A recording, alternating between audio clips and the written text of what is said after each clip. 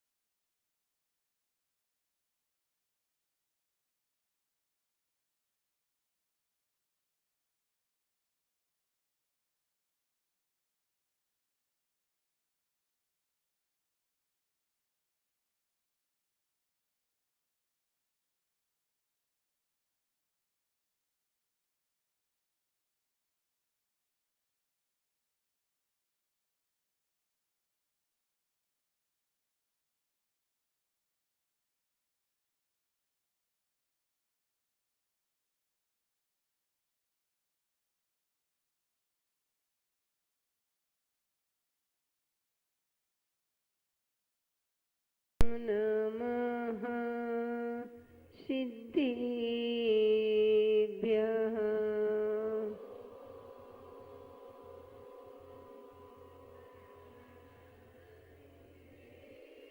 नम्यूनिबड्डिमाणं परिमप्पाणं जिनं तिशोधिणो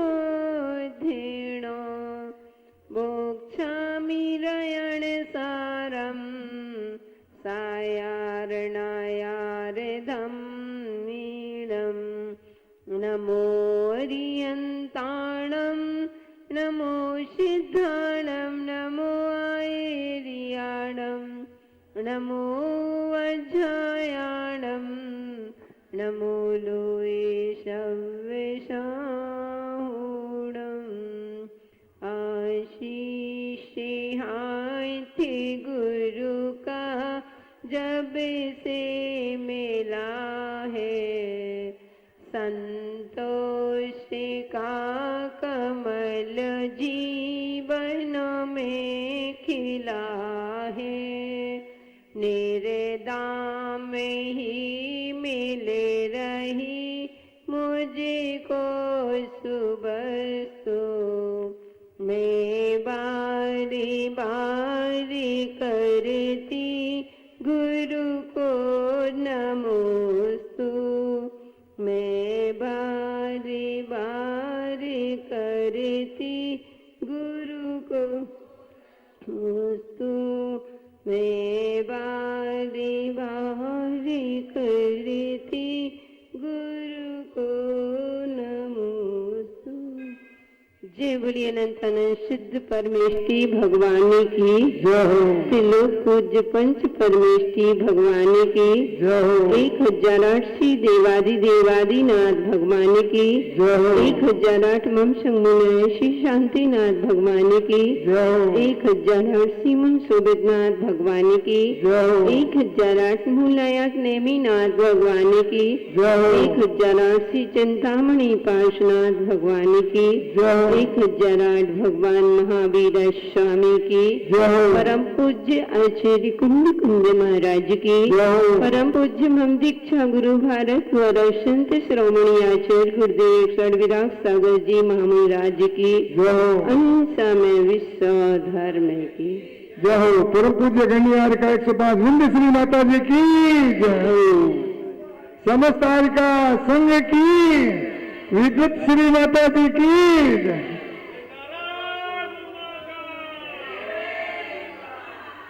धर्म स्नेही प्यारे प्यारे भव्यात्माओं, कल हमारा विषय चल रहा था कि अशुभ भाव के कारण क्या है, किस किस कारण से हमारे भाव अशुभ होते हैं, हमें अपने भावों को कैसे संभालना है बंधुओं, इसका पूरा परिचय हम रहनसार ग्रंथ के माध्यम से देखते हैं। हमको पता नहीं रहता और हम मजाक में अथवा यूं ही छोड़ देते हैं, कहते हैं इसमें थोड़ी ना कुछ होता है, हमने तो मजाक में कहा था, हमने तो ऐसे ही बोला था। ओहो, हे भव्यात्माओं, मजाक में ही तो कहा था कि अंधों के अंधे होते हैं, इतना ही तो कहा था, इतना महाभारत रच गया। ऐसे ही भव्यात्माओं हम कहते हैं महासंस के कर्म बांध लेते हैं, जब हमारा कर्म उदय में आता है तो हम रोते हैं, आंखों से आंसू बहाते हैं, आज रात प्रणाम करते हैं, संकलेश प्रणाम करते हैं, और तो क्या अपने कर्मों की जो हमारे कर्मों का फल हम स्वयं भोग रहे हैं, लेकिन इसके दोषी हम भगवान को ठहरा देते हैं।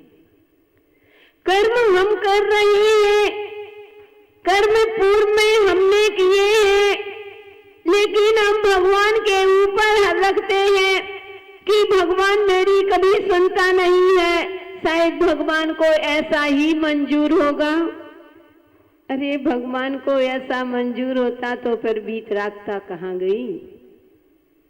भगवान क्यों तुम्हारे बारे, भगवान तुमको देखने नहीं, उन्होंने सारी दुनिया को, सारा जहान को देख लिया बंदो, अब कुछ भी देखना शेष नहीं है, इसलिए वह आंख नासा दृष्टि करके बैठ गए हैं, उनको किसी को नहीं देखा। तो कर्म हम करते हैं और हम इसका दोषी भगवान को ठहराते हैं कि भगवान ने हमारे साथ ऐसा किया है। हे भव्यात्माओं, इस भ्रांति को छोड़ना है, छोड़ो इस भ्रांति को और जागो, पढ़ो रहनसार ग्रंथ कुंद कुंद महाराज की वाणी को अपने जीवन में आत्मसात करो, तभी पता चलेगा कि हमारे कर्म हम स्वयं ही बांधते हैं। इसलिए भव्यात्माओं, कल हमारा विषय चल रहा था हिंसा आदि करने से, झूठ चोरी कुशील का सेवन करने से, परिग्रह आदि में ममता होने से हमें अशुभ कारक भाव हमारे बनते हैं, अशुभ का कारण है। हम जितना राग करेंगे वह अशुभ का कारण होता है। मायाचारी करेंगे, छल कपट करेंगे, क्रोध मान माया लोभ चार कषायों में हमारा जीवन व्यतीत होता है, तो हमें कौन सा कारण हो रहा है? अशुभ का कारण बना। इस सब अशुभ के कारण है कुमति, कुसरत और विभंगा वही ज्ञान को होते हैं। भले ही कह नहीं पाते, लेकिन मन से प्रशंसा करते हैं, हाँ यार वहां का शास्त्र पढ़ने से बहुत अच्छा होता। भव्यात्माओं, ये हमारे किसका कारण है? अशुभ भाव के कारण है। मिथ्या भाव रखना यानी मिथ्यात्व में जाना। मिथ्यात्व संकेत कर चुके थे कि मिथ्यात्व को कहते हैं कि कई तरह से होते हैं, अपने सच्चे देव शास्त्र गुरु को छोड़ करके, और कहते हैं जो अस्त्र वस्त्र शस्त्र से सहित होते हैं, उनको को देव यानी उनको पालन करना, ये मिथ्या दृष्टि। यानी जो सच्चा है उसके विपरीत चला जाना, जो हमें संसार का कारण है उस कारण को ही सच्चा मान लेना, यही तो मिथ्यात है। और मिथ्यात भी कितने प्रकार के होते हैं? पर मिथ्यात योग 15 द्वादश अविरत जानो पंचरु 20 कस लेकर के और न्याय कर दिया। अरे आप घर के मालिक हो, आपको दोनों पक्षों को 2 बेटे हैं, आपके दोनों बेटे आपके लिए बराबर हैं। ऐसा नहीं है कि छोटा नहीं कमाता है और बड़ा कमाई कर रहा है तो आप छोटे को ठुकरा दो, बड़े को ही सब कुछ मानो, नहीं। अथवा बड़ा कुछ नहीं कर रहा है, तुम पैसे से नहीं, यहाँ पक्षपात नहीं। माता पिता होते हैं, कभी वे अपने बच्चों पर पक्षपात नहीं करते। अगर कर रहे हो तो इससे अशुभ भाव हो रही है। कितना भी करोगे आपके अशुभ परिणाम तो होंगे ही होंगे। इसलिए नहीं, हमारे लिए दोनों बराबर होते हैं। गुरु होते हैं, हमारे लिए सभी शिष्य बराबर होते हैं। बंधु भले ही देखने में आ सकता है कि उनका उसको ज्यादा महत्व नहीं, गुरु जो होते हैं कभी भेदभाव नहीं करते। राजा होता है वह कभी भी अन्याय नहीं करता है। पक्षपात से चलोगे तो शुभ का बंध होगा और पक्षपात करोगे आप तो बंधु तुम्हें अशुभ कर्म का बंध होगा। कभी भी राग के वशीभूत होकर के कभी भी अन्याय का पक्ष मत ले लेना। कहते हैं कि 3 मित्र थे, राजा वसु, पर्वत और नारद। ये 3 मित्र थे। अजर अष्टम कहते हैं कि उसका क्या हुआ था, उसका फल क्या होता है, उसका अर्थ होता है पुराना धान। लेकिन राग के वशीभूत होकर के उस कहते हैं पर्वत ने क्या कह दिया कि इसका अर्थ होता है बकरा। इतना कह दिया। बंधु कहते हैं पक्ष सभा में बोल दिया कि वसु राजा ने कि अजर अष्टम का अर्थ होता है बकरा। वो जानते थे कि धान होता है, पुराना धान होता है, लेकिन राग के वशीभूत होकर के और जैसे ही कहा बंधो तुरंत वसु झूठ से नरक पहुंचा और स्वर्ग में नारद कि नरक में चले गए। इसलिए भवमात्माओं वो कभी भी तुरंत के तुरंत पक्षपात मत कर लेना, तुरंत में भाव नहीं बनाना हाँ ऐसा ही है, नहीं, पहले देखो, अच्छे से समझो, फिर इसके बाद में निर्णय लो। ऐसा नहीं कि तुमने थोड़ा सा किया, कभी कभी आंखों देखी भी गलत फहमी हो जाती है, आंखों देखी भी गलत हो सकता है। इसलिए कभी भी हमें एक बार एक मुनि रास्ते से निकल रहे थे और बंधु एक पक्षी आया, वो जैसे ही महाराज विहार कर रहे थे वह पक्षी वहां पर वह कौआ गिर जाता है, कौआ हो अथवा कबूतर गिर जाता है। वो तड़प रहा था, महाराज अकेले थे। जैसे ही महाराज ने उस पक्षी को देखा उनको दया आ गई, तुरंत वह नमोकार मंत्र सुनाने लगे और जैसे ही नमोकार मंत्र सुनाते हैं देख लिया उधर मुसलमान एरिया था। उन्होंने कहा कि अरे और भी कोई अदर कास्ट रहे होंगे, बोले जैन साधु मांस खाते हैं। उन्होंने पत्थर मारना प्रारंभ कर दिया उन साधु को, इतने पत्थर बरसते हैं उन साधु के ऊपर इतना। फिर एक व्यक्ति बोला कि भाई पहले अपन चलते हैं, देखो कि बात क्या है। बोले हमने खुद देखा, वो अपने हाथों में ले रहा था, ऐसे कर रहा था, यानी मांस का सेवन कर रहा है, मांस भक्षण कर रहा है। एक व्यक्ति पहुंचे, पूरी स्थिति देखी, मुनिराज कहते हैं कि यह पक्षी तड़पते हुए गिर गया था। मैं इनको नमोकार मंत्र सुना रहा हूं कि पूर्व में इसने ऐसा पाप किया होगा, मायाचारी की होगी, छल कपट किया होगा, इसलिए इस पर्याय में यह प्रियंच गति को प्राप्त हुआ। उसको संबोधन कर रहा था कि हे जीव, अब मायाचारी मत करना,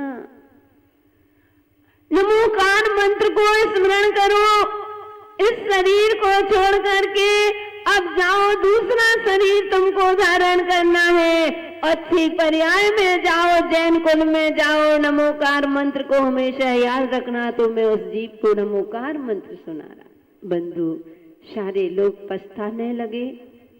कहने का तात्पर्य, पहले अच्छी तरह से देखो, समझो, इसके बाद में निर्णय लेना चाहिए। कभी भी हमें उतावलीपन आदि नहीं करना चाहिए और कभी भी कान के कच्चे नहीं होना चाहिए। अगर हम कान के कच्चे हैं तो हम पक्षपात कभी भी सही निर्णय नहीं ले सकते। इसलिए जो मुखिया होता है कभी कान का कच्चा नहीं होता। निर्णय क्या सही है क्या गलत है वो 10 बार सोचेगा। इनकी भी सुनता है, उनकी भी सुनते हैं, गुरु होते हैं, इस शिष्य की भी सुनते हैं, इनकी भी सुनते हैं, और फिर जो सही है क्या गलत है फिर उसको प्रायश्चित आदि देते हैं। पिता होता है दोनों पक्ष, इसलिए कभी भी किसी के साथ भेदभाव मत करना।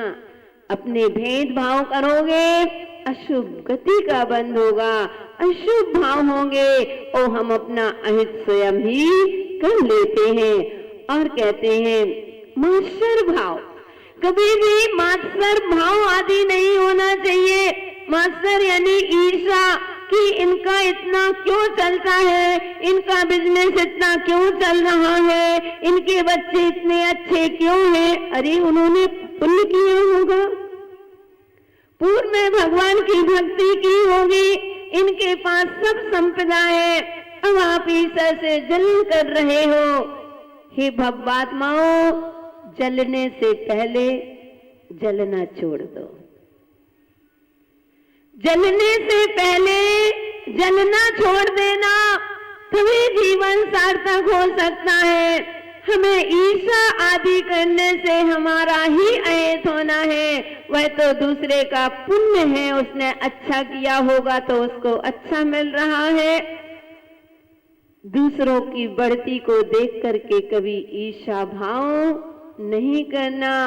इसलिए मेरी भावना में पढ़ते हो, देख दूसरों की बढ़ती को कभी ना ईर्ष्या भाव धरो। सच बताना, कितनी मेरी भावना जीवन में उतारते हो? रोज मेरी भावना पढ़ते हो? कितना आप आचरण में लाते हो? कितना आप जीवन में उतारते हो? मुझे लगता है यहाँ जितने भी सभा में बैठे हैं लगभग सभी लोग मेरी भावना का पाठ पढ़ते हैं, लेकिन रटा रटाया बोल दिया, देख दूसरों की बढ़ती को कभी ना ईर्ष्या भाव धरूं। अरे एक एक पंक्ति पर चिंतन करो कि कभी भी हमें ईर्ष्या भाव आदि नहीं रखना चाहिए। लेकिन आज सबसे ज्यादा मानव दुखी है तो दूसरों को बढ़ते हुए ही दुखी है, अपने दुख से कम दुखी है। हमारे पास जो है उसका तो हम सुख नहीं भोग रहे हैं, लेकिन जो पड़ोसी के वो घर पर है उस पर दुख हो, उसको देख करके हम दुखी जरूर हो जाते हैं। तुम्हारे उसके यहाँ है तो तुम्हारे दुखी होने से, ईर्ष्या भाव होने से तुमको वह वस्तु मिलने वाली तो है नहीं है। इसलिए क्यों परिणाम खराब करते हो? अगर तुम्हारे घर में 2 व्हीलर है तो भवात्माओं 2 व्हीलर का सुख भोगो, 4 व्हीलर की में नजर क्यों टिकाए हो?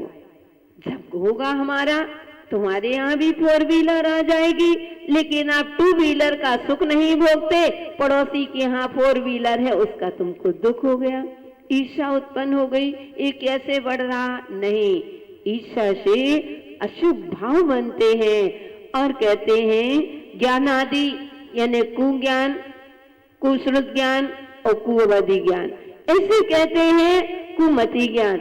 एक उल्टा विपरीतता से चलना आपने तत्वासूत्र पढ़ा होगा, जिसने भी पढ़ा होगा बंधु समझ सकते हैं, क्योंकि अगर पूरा विस्तार से लेंगे जो आप कह रहे हो कि रहन सार पूरा करके जाना, शायद रहन सार पूरा वैसे भी नहीं हो।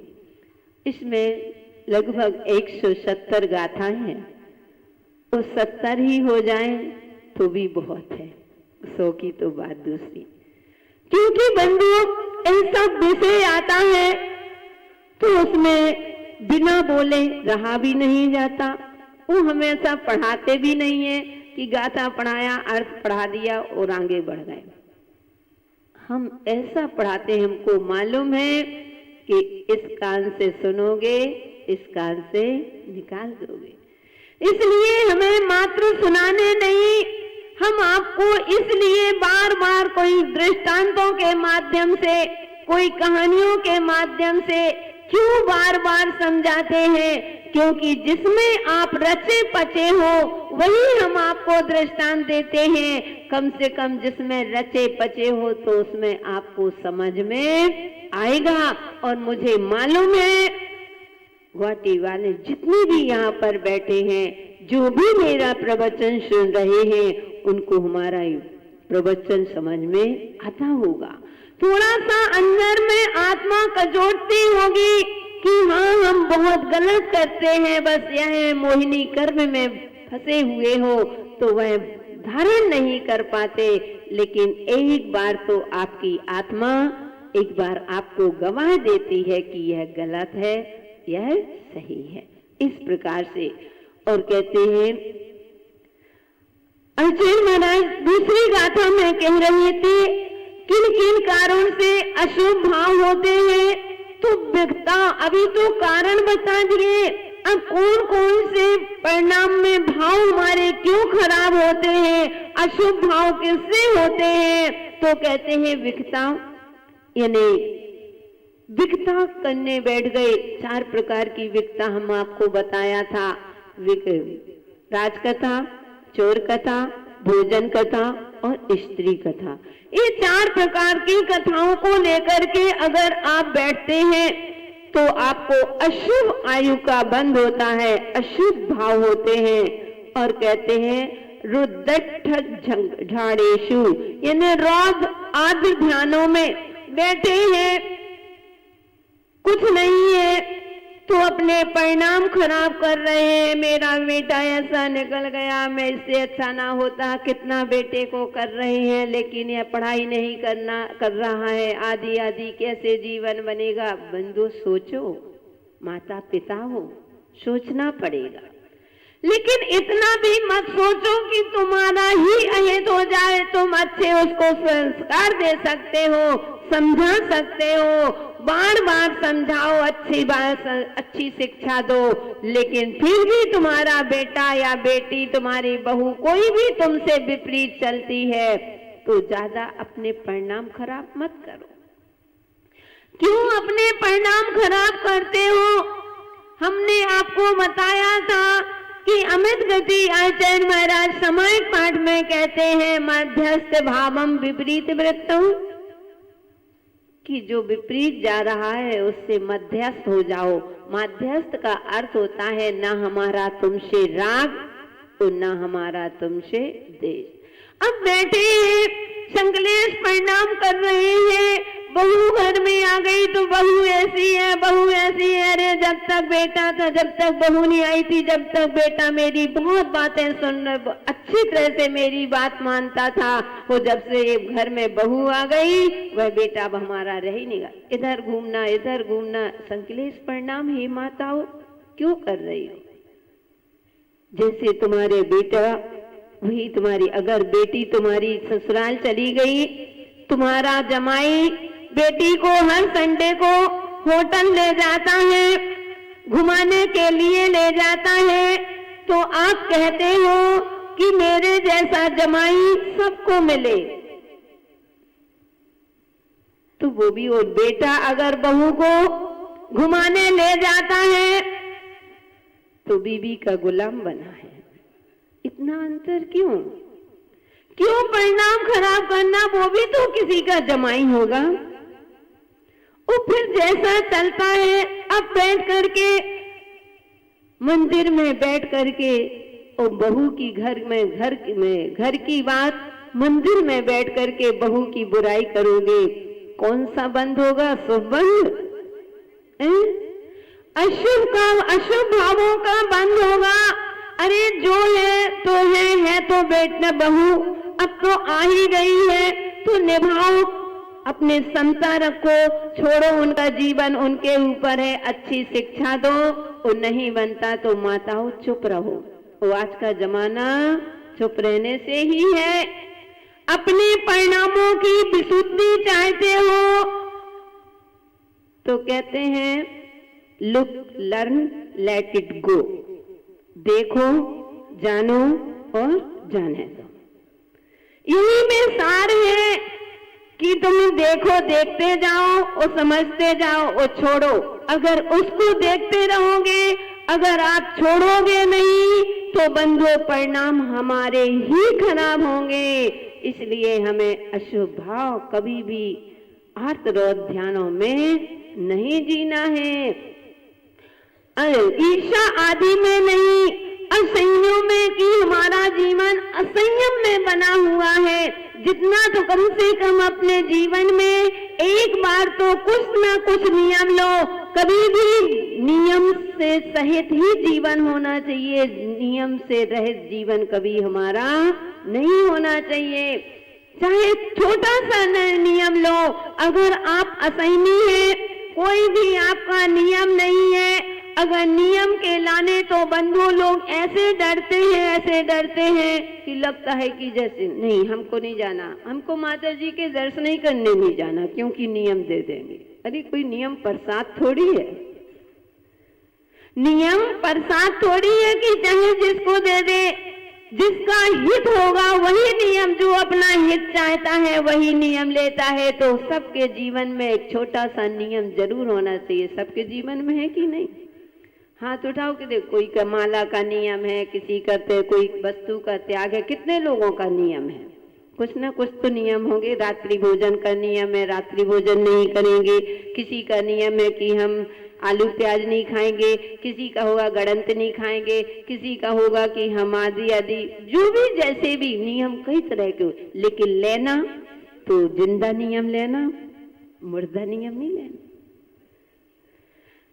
आपका इतना नियम होगा कि हमारे सप्त व्यसन का त्याग है। पुरुष वर्गों का नियम होगा कि सप्त व्यसन का आपका त्याग है ना? सभी जितने बैठे हैं सबका सप्त व्यसन का त्याग होगा। और सप्त व्यसन का त्याग नहीं है तो ध्यान रखना पुजारियों, आप भगवान को छूने के अधिकारी नहीं हो। जब आपका सप्त व्यसन का त्याग है, आप शराब नहीं पीते हैं, मदरा नहीं पीते हैं, आप प्रवृत्ति सेवन नहीं करते हैं, आप वेश्यावृत्ति नहीं करते हैं, आप जुआ नहीं खेलते हैं, आदि आदि जे होते हैं, इस प्रकार से तुम्हारा त्याग है, तब तुम भगवान को छूने के अधिकारी हो, तब तुम साधु को आहार देने के अधिकारी हो। अगर आप लोगों का सप्त व्यसन का त्याग नहीं है, असंयमी जीवन बना है, तो आप भगवान छूने के अधिकारी नहीं हो। छूते हो वो अलग चीज है, लेकिन पाप का बंध आपको होता है। इसलिए भक्तात्माओं, असंयम में, असंयमियों के अशुभ आयु का हमेशा अशुभ का कारण बनता है। अशुभ भाव होते हैं। जब असंयम संकलेशताओं में रहेंगे, वो शल्य कौन कितने प्रकार की होती है? 3, माया, मिथ्या और निदान। ये माया, मिथ्या, निदान 3 शल्य होती है। शल्य में जीवन जी रहे हैं। उमा स्वामी आचार्य महाराज कह रहे हैं, निशल्य व्रति। व्रति कौन होता है? जो शल्य से रहित होता है। अगर आपके मन में शल्य चल रही है तो बंधु आप कभी व्रती नहीं हो सकते हैं, अशुभ भाव होंगे। इसलिए कभी भी हमें शल्य नहीं करना चाहिए। कल की क्या चिंता करना, क्या निदान बांधना, कल को किसने देखा। कहते हैं कल के दिन को किसने देखा, आज के दिन को खोए क्यों, वो जिन घड़ियों में हंस सकते हैं उन घड़ियों में रोए क्यों। कि जो हमें आज मिला है आज का फायदा उठाओ। आज जो हमें इतना अच्छा शुभ अवसर मिला है भवपात्माओं, यह अवसर दोबारा मिलने वाला नहीं है। आप अच्छी तरह से समझते हो। अब कल की चिंता में बैठे हैं, कल क्या होगा। अरे क्या होगा, जिसने आज दिया है वह कल भी देगा। सब ऊपर वाला प्रकृति अपने हर जीव की व्यवस्था बनाता है। हम आपको बता चुके हैं, हर जीव की व्यवस्था ऊपर वाला सब करके भेजता है। एक भिखारी भी होता है, एक पागल व्यक्ति भी होता है, उसकी भी व्यवस्था होती है, कहीं से हो लेकिन उसको भोजन मिलता है, भरपेट भोजन मिलता। वो भाग में ही नहीं होगा तो आया हुआ छूट जाता है। उसके भाग में जो होगा मिलेगा। इसलिए कल की चिंता मत करो। जब बच्चा जन्म बाद में लेता है, माँ के स्तन से पहले ही दूध झरने लगता है। जब प्रकृति इतनी व्यवस्था, मुनिराज कितना भी बारिश होती हो, वो मुनिराज के आहारचर्या का समय होता है 10:10 में। देखना नियम से कितनी भी मूसलाधार पानी गिरता हो, लेकिन 10 मिनट के लिए पानी जरूर रुकेगा। क्यों रुकता है? क्योंकि जैन साधुओं की आहारचर्या का समय होता है, उस समय पानी जरूर ने कहा। अब 11 बजे कोई उठे तो कह दो देखो पानी गिर रहा है। माता जी कह रही थी कि जब साधुओं का निकल, नहीं, हर किसी के एक समय होता है। अगर अब हम 11 बजे उठते हैं, मान लीजिए बारिश हो रही, अब 11 बजे भी खूब बारिश हो रही है, जब बारिश रुकी, जब हम निकले नहीं, तो इसमें प्रकृति का क्या दोष? दोष हमारा है। इसलिए बंधुओं, ठीक 12 बजे देखना कि जरूर नियम से पानी रुकेगा, क्योंकि पक्षी के दाना चुगने का समय होता है। इसलिए बंधुओं, हमें किसी भी प्रकार की ना माया, ना मिथ्या, ना निदान नहीं मानना कि अगले भाव में हम अच्छे राजा बने। भगवान, हम आपकी भक्ति इसलिए कर रहे हैं कि हम अगले भाव में बहुत बड़े आदमी बने। नहीं, कोई निदान नहीं। पहले हम लोग करते थे, कभी भी होता था तो बस यही कहते थे कि हमारे गुरुदेव तीर्थंकर बने और हम गढ़धर बनेंगे। एक बार जब सुना, और महाराज थे, उन्होंने प्रवचन में उन्होंने भी कहा कि हम भगवान से प्रार्थना करते हैं कि गुरुदेव हमारे तीर्थंकर बने और हम उनके प्रथम गढ़धर बने। तो फिर हमने कहा हमारा तो नंबर ही नहीं आ पाएगा।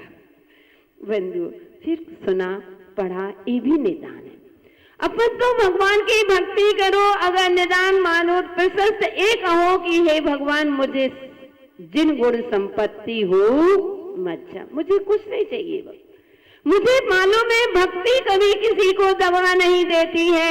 मुझे कुछ नहीं मांगना, ना कोई निदान, बस मोक्ष। भगवान, मुझे मोक्ष सुख की प्राप्ति चाहिए। मुझे संसार में किसी भी प्रकार का कोई निदान नहीं, ना मुझे राजा बनना, ना कोई मुझे महाराजा बनना, ना मुझे कोई चक्रवर्ती का पद, कुछ भी नहीं चाहिए। एक चाहिए है तो क्या चाहिए? जिन धर्म की शरण चाहिए। तभी तो वह भक्त भगवान के सामने आता है, तुमसे भगवान कुछ नहीं चाहूं, जन्म जन्म तेरे दर्शन पाऊं, मन में यही विचारा हमें आना पड़ेगा इस दर पे दुआ। ऐसी भगवान की भक्ति करो, ना कोई निदान करना, तभी हम अपने जीवन में अशुभ भावों से बच सकते हैं और मानव पर्याय को सार्थक कर सकते हैं। समय आज ज्यादा हो गया, अपनी बात को यही विराम देते हैं। जय बोली महावीर भगवान ने की। इस कार्यक्रम के पुण्यार्जक है सुभाष चंद, सरोज देवी, अभिषेक, अनिता, अनाया व समस्त बगड़ा परिवार, गुवाहाटी। इस कार्यक्रम के पुण्यार्जक है पान बाजार नमोकार मंत्र महिला मंडल, संयोजक सुमन कासलीवाल, सह संयोजक मंजू छाबड़ा, कोषाध्यक्ष उषा भरतिया एवं समस्त सदस्यगण, पान बाजार, गुवाहाटी। इस कार्यक्रम के पुण्यार्जक है कैलाश जी सेठी, शर्मिला सेठी, अंकित सेठी, निशी जैन व समस्त परिवारजन,